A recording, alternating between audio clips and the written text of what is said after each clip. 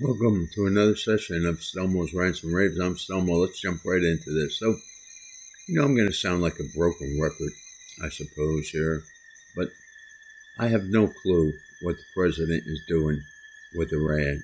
Iran continues to threaten us, and the president, my take is that he thinks he's going to scare them into a deal. Well, Mr. President, that's not going to happen. And the problem is, we need to have the Strait of Hormuz opened. The damage that is creating is unbelievable, and most of it hasn't really been seen by the public yet, but they're going to be in for a lot of surprises, Mr. President. Mr. President, they're not going to like these surprises.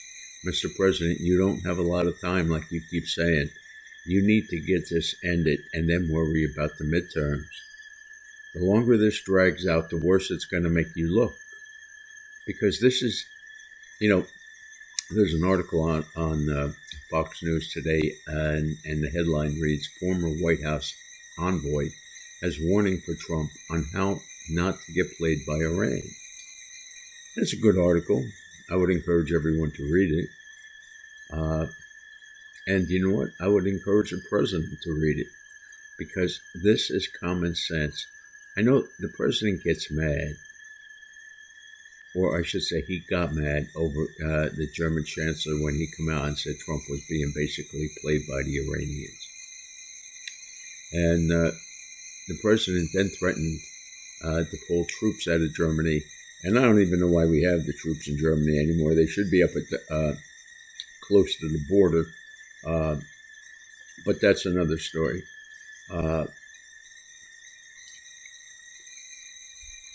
We were winning this war, Mr. President, and you can come out and you can say, oh, we destroyed their Navy, we sank every ship, and their Air Force never got off of the ground, and we blew up all their jets.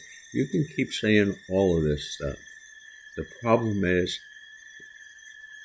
Iran continues to conduct drone attacks on the Gulf neighbors.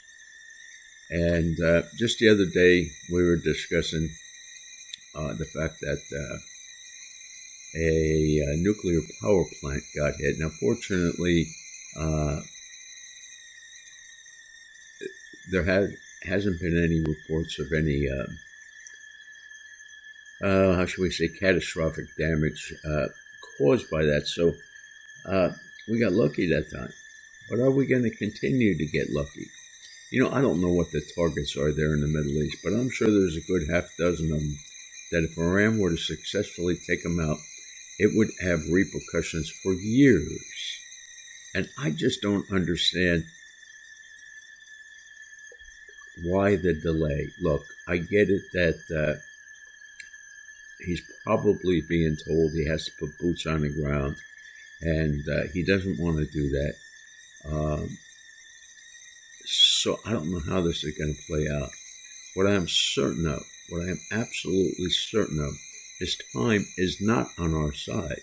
It's given them time to consolidate the resources they have left and to be planning major attacks. And who's going to get blamed for those attacks, Mr. President? Somehow, I think that you're going to be the party who's going to have to pay the price, because you're letting them regroup.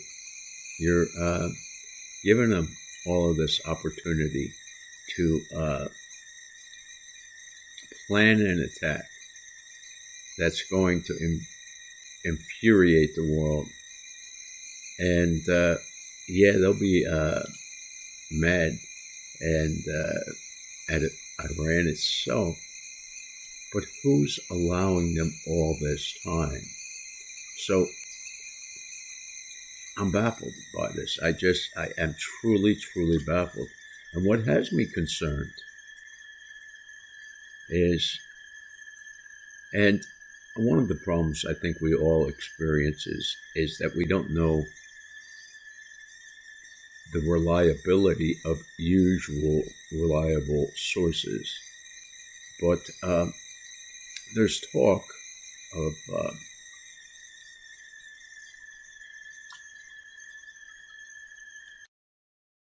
so there was an article written that showed that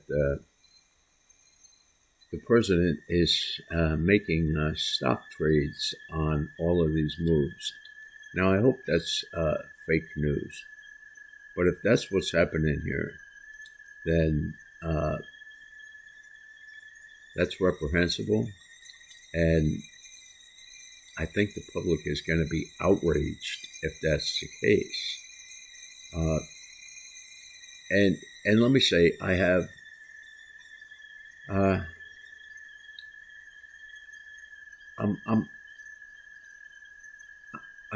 I have some problem, I'm going to say, with the information, because usually presidents put their stock portfolios in a blind trust and they have no control over it.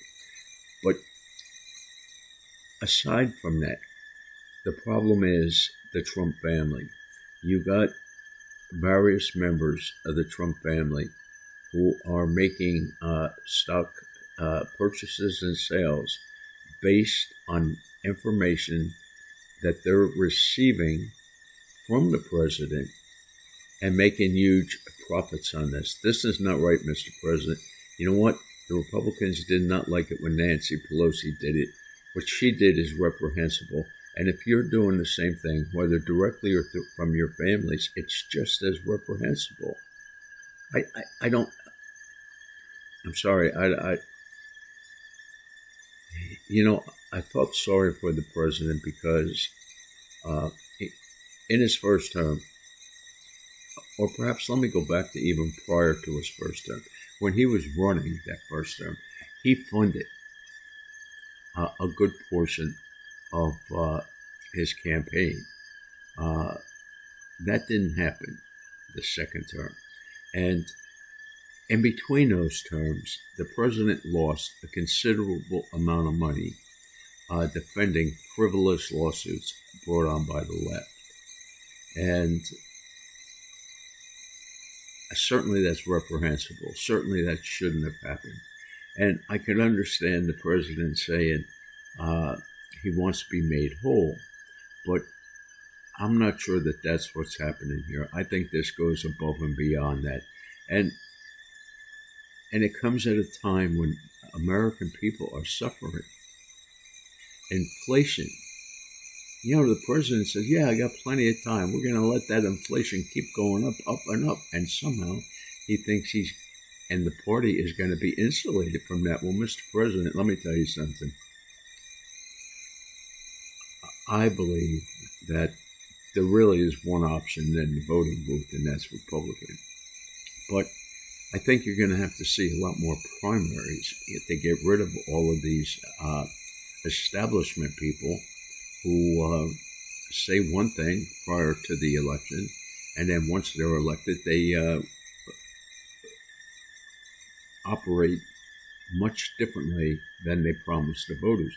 You know, this is on the Democratic side, but you can see this in Virginia. You know, Spanberger ran as a moderate, and as soon as she got sworn in, she clearly showed her radical ideas and is in the process of implementing many of these ideas.